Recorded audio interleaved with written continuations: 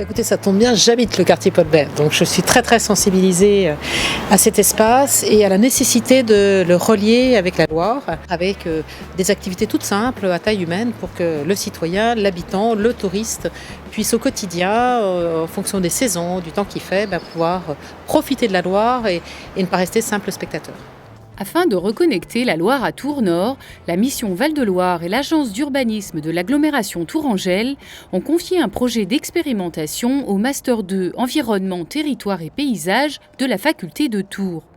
Donc l'idée, c'était de leur offrir un terrain de jeu pour faire leurs armes aussi en tant qu'étudiants et puis de venir nourrir notre réflexion qui après nous permettra de réfléchir avec les élus à ce qui peut être fait pour améliorer ce lien, pour imaginer d'autres usages entre la ville et ce fleuve.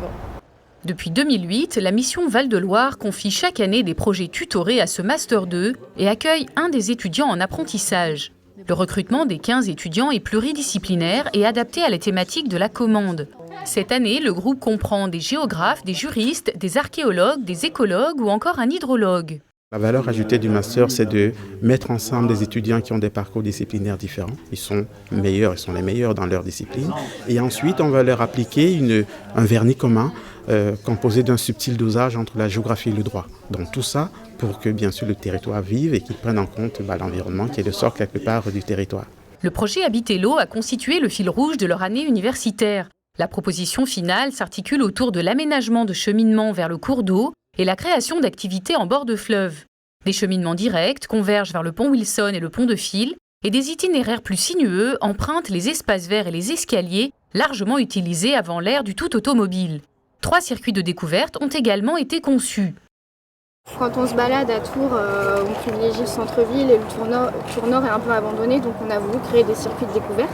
Et donc dans nos 3 circuits, il y en aura un qui passera par le parc Saint-Radegonde, et donc oui, qui remonte ensuite. Donc qui fera la liaison entre Paul-Bert et ici la piscine, le bras. Voilà. D'accord. Vous avez bien entendu. Les étudiants envisagent de créer un bras de Loire et une piscine dans le parc de Saint-Radegonde.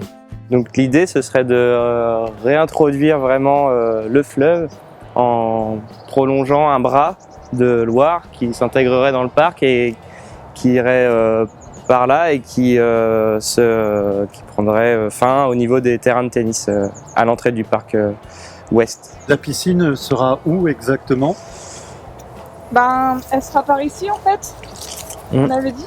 Elle fera quelle taille, Jeanne ? On pensait la faire pour un diamètre de 20 mètres. Figurez-vous que l'idée n'est pas du tout saugrenue. Elle renoue avec l'époque où Saint-Radegonde était une île séparée de la berge et une véritable station balnéaire avec une plage et des bateaux-bains. Pour renouer aussi avec la tradition des passeurs de Loire, les étudiants proposent que des gabarres de l'association Bout à Vent relient les guinguettes de Rochecorbon et de Tours avec une escale à Paul-Bert. Et un autre bateau plus surprenant pourrait s'y amarrer.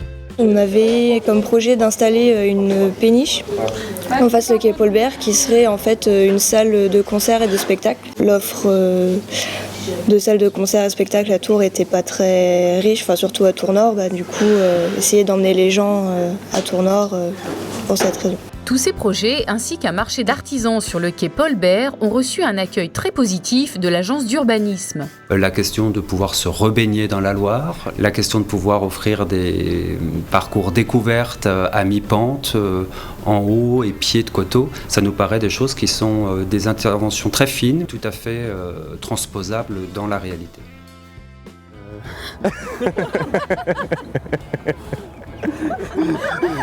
Vous faites pas un cahier comme des bêtisiers un bêtisier Je vous le ferai exprès. Ouais, merci.